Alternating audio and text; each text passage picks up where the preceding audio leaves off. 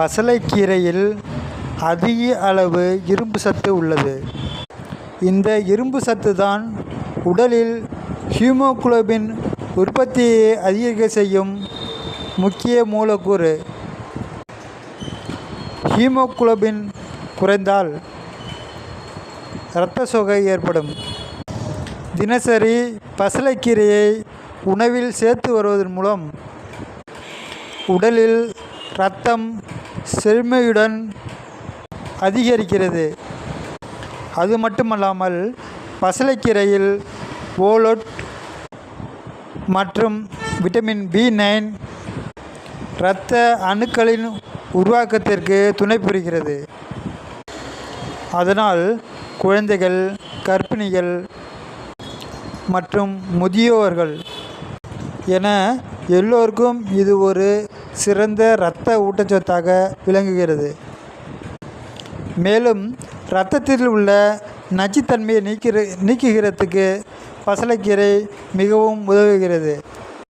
இதில் உள்ள ஆன்டி ஆக்சிடென்ட்கள் குறிப்பாக vitamin C, beta carotene, lutein போன்றவை இரத்தத்தில் உள்ள ஃப்ரீ ரேடிக்கல்ஸ்களை கட்டுப்படுத்துகிறது.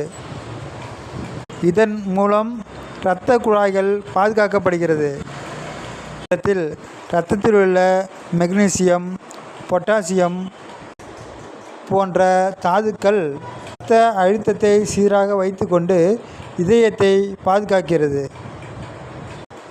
பசலைக்கீரை சாப்பிடுவதால் உடலில் இரத்த அணுக்கள் வலுவாக இயங்குகின்றன.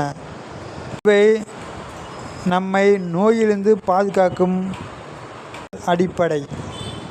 பசலைக்கீரையில் உள்ள வைட்டமின் A கண்களை மட்டும் பாதுகாப்பதல்ல, நோய் எதிர்ப்பு சக்திக்கும் அவசியமான ஒன்றாகும்.